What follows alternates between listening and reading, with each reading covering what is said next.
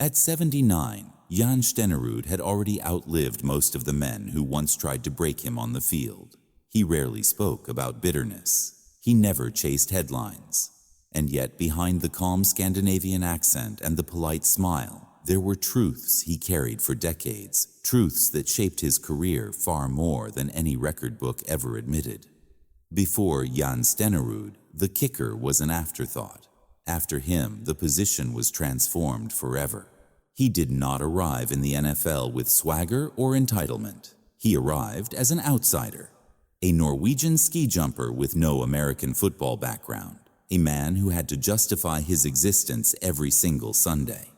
While others were celebrated for brute force and pain tolerance, he was judged by moments that lasted seconds. Moments where one mistake could erase months of perfection. What most fans never realized was that greatness did not protect him from resentment. Coaches questioned his value.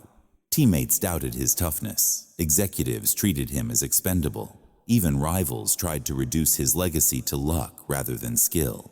Each kick carried more than pressure. It carried judgment. There were men who never forgave him for changing the game. Men who believed football should remain violent and unforgiving. Men who saw precision as weakness. Over time, those tensions hardened into quiet rivalries, cold silences, and decisions that cut deeper than any missed field goal. This is not the story of a kicker. It is the story of a man who forced an entire league to evolve and paid a personal price for it. 5 hidden truths, 5 conflicts that defined his career, and one legacy that still echoes every time the ball rises cleanly through the uprights. Would the NFL have accepted Jan Stenerud sooner if he had been less revolutionary? Or was resistance inevitable the moment he proved that skill could be just as powerful as force?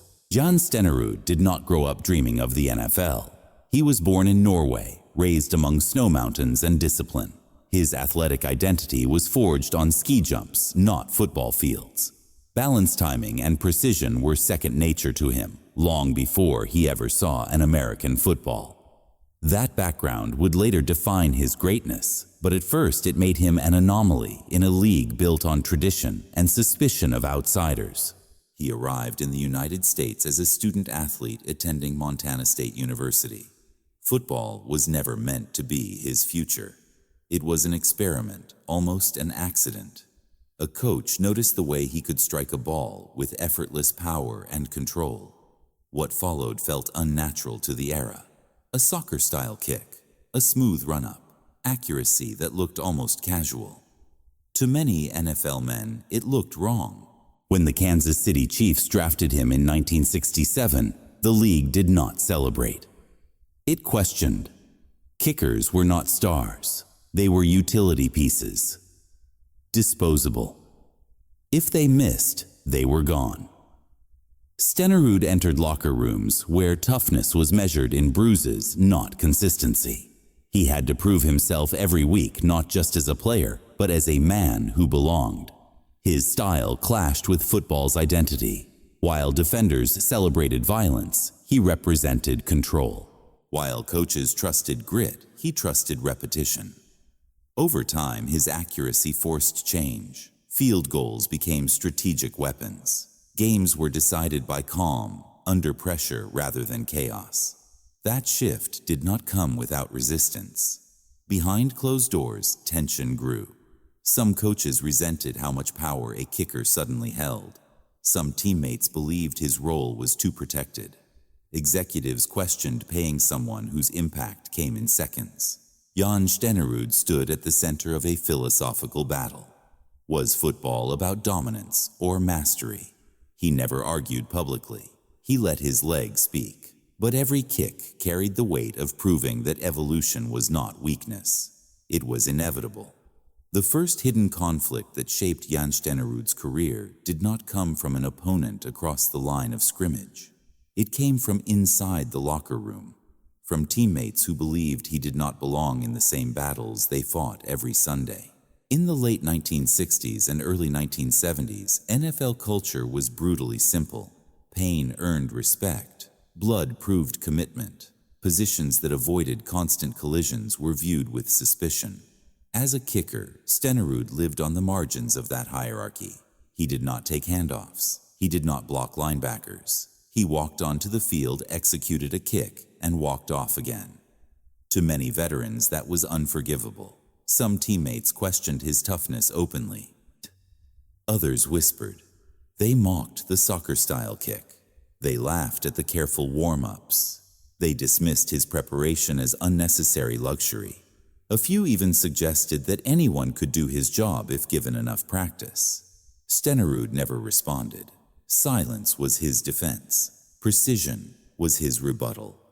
The tension surfaced most clearly after losses. When a game slipped away, eyes often turned toward the kicker. Even when Stenerud had done his job, even when he had delivered points that kept the team alive, blame lingered. He was the easiest target, not because he failed, but because his role challenged old beliefs. One moment crystallized this divide. In a tight game, where field position and patience mattered more than aggression, Stenerud's kicks were the difference. While others limped back to the sideline, bruised and exhausted, he stood calm, almost detached. The contrast was impossible to ignore. To some, it looked like arrogance. To others, it looked like unfairness. The cold truth was simple. Jan Stenerud was redefining value in a league that resisted change. His presence forced teammates to confront an uncomfortable idea. That intelligence and technique could rival strength. That evolution could not be stopped. Some never accepted it. The resentment did not explode into public feuds. It hardened quietly, and it followed him for years.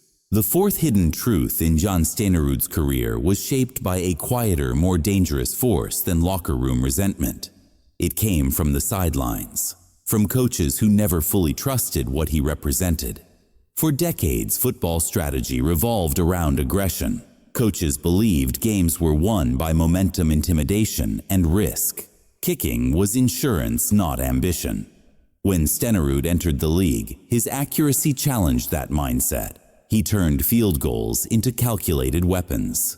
Points were no longer consolation prizes. They were control.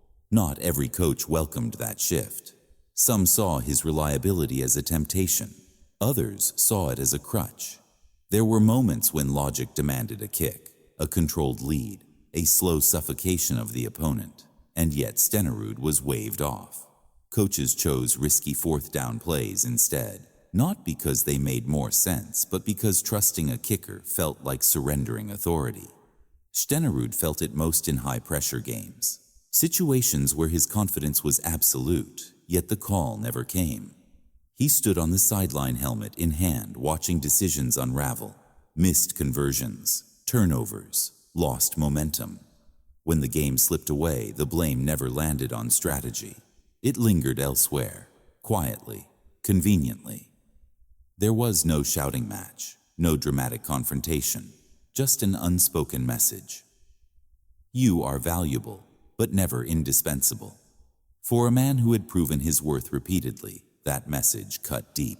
Coaches praised him publicly. Privately, they hesitated. They trusted brute force over precision, instinct over mastery, tradition over evolution. The rivalry here was philosophical: control versus chaos. Calculation versus courage. Jan Stenerud stood on one side of that divide. Some coaches never crossed over. He kept kicking. He kept converting. But the doubt never fully disappeared, and neither did the tension. The third hidden conflict in Jan Stenerud's career came from outside the locker room and beyond the sidelines. It came from the league itself, from an NFL that struggled to define how much respect a kicker truly deserved. During Stenerud's prime, contracts reflected hierarchy. Quarterbacks and star defenders were rewarded. Specialists were tolerated. Despite his consistency, despite his game-deciding kicks, Stenerud was often treated as replaceable.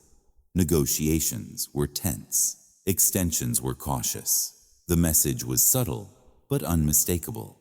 Your impact is undeniable, but your position limits your worth. This was not about numbers alone. It was about perception. Executives viewed kicking as a skill that could be copied. They believed another leg could be found, another body could be trained. Stenerud knew better. Precision under pressure could not be mass-produced. Calm could not be drafted. And yet he was forced repeatedly to justify his value. One contract standoff became emblematic of that struggle. After seasons of reliability, after delivering points that decided championships, he faced hesitation rather than gratitude. The delay spoke louder than words. Loyalty in football was conditional, even for those who changed the game. The irony was impossible to ignore.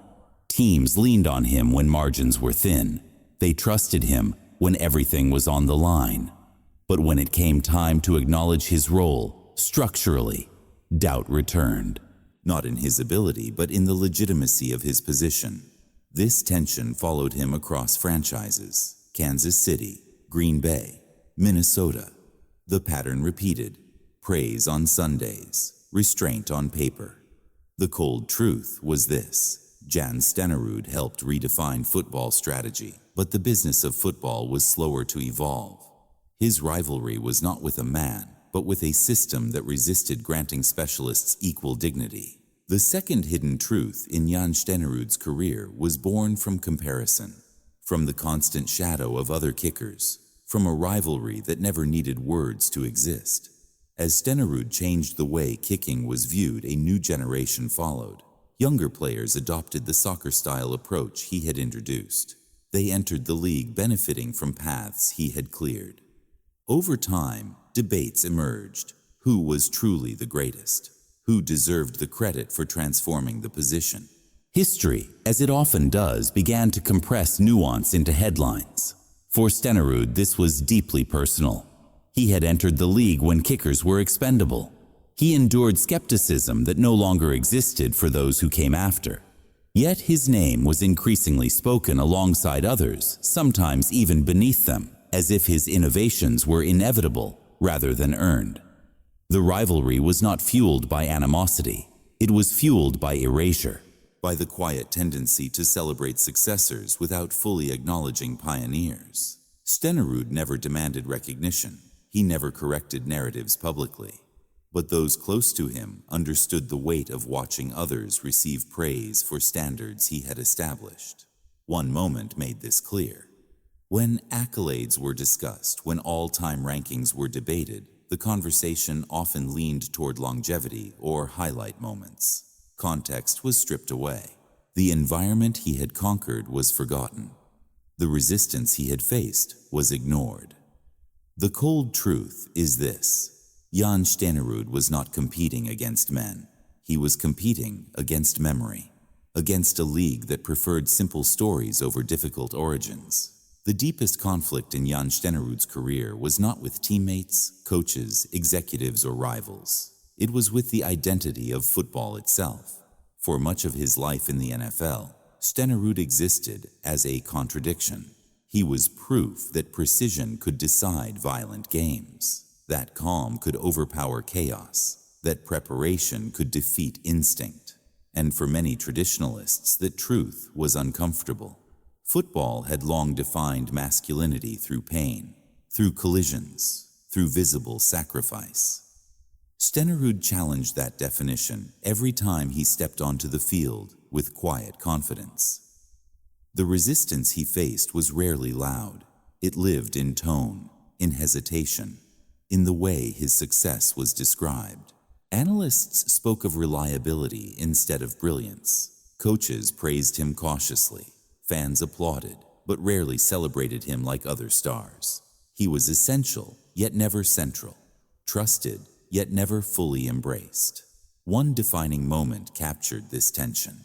In a championship setting where every possession mattered, Stenerud delivered with mechanical perfection. No emotion, no theatrics, just points. The victory was sealed. The narrative moved on. Others received the glory. His contribution was treated as expected rather than extraordinary. That was the final truth. Jan Stenerud did not fight a person. He fought a culture that struggled to value mastery when it did not look heroic, a culture that resisted redefining greatness. He never forced acceptance. He allowed time to do the work. Decades later, the league finally acknowledged what it once resisted: Hall of Fame, records, respect. But the cold truth remains.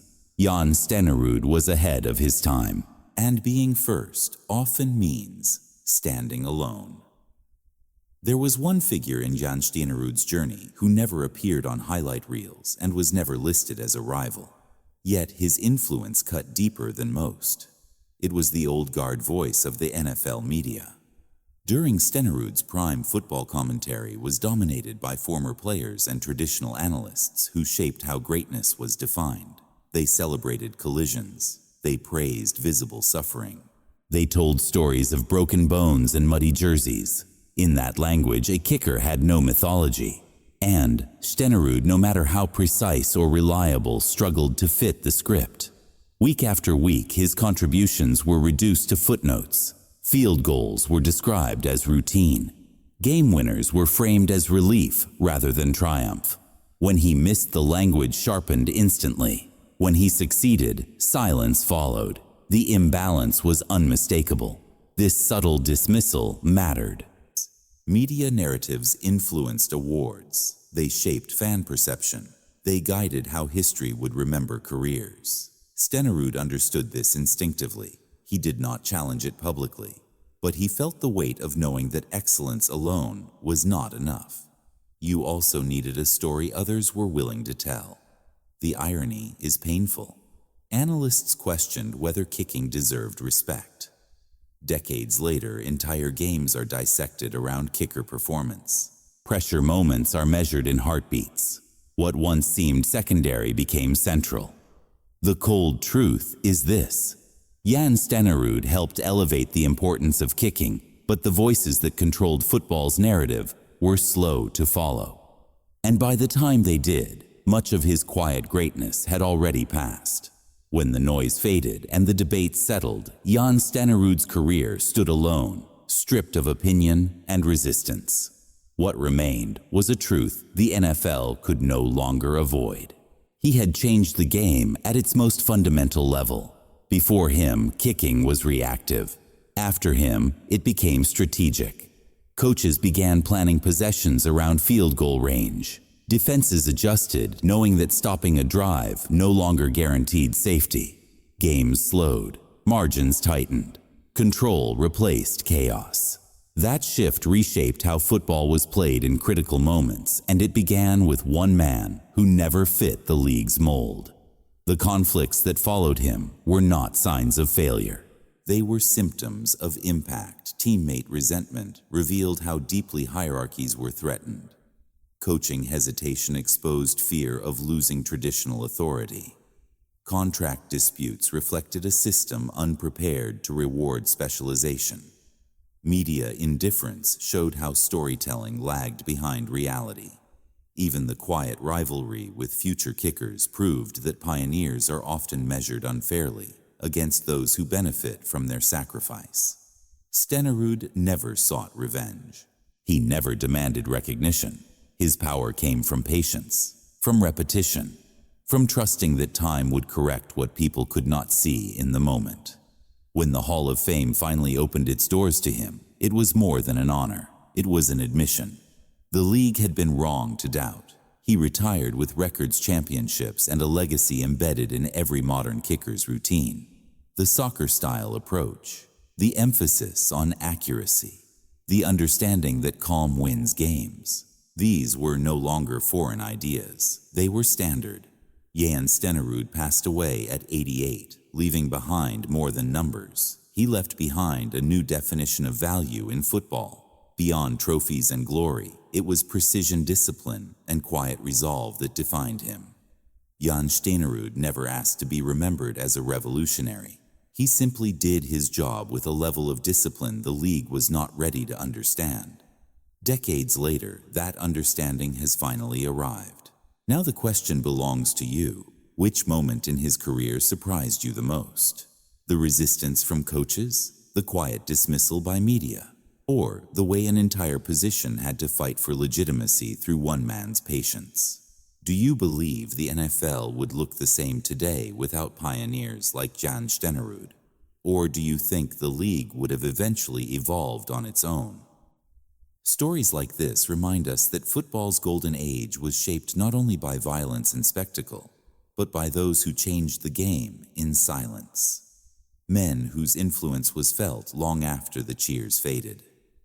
If you enjoyed uncovering these hidden truths, subscribe to NFL Hidden Truths for more untold stories from football's most transformative era. Share your thoughts in the comments. Your perspective is part of the legacy.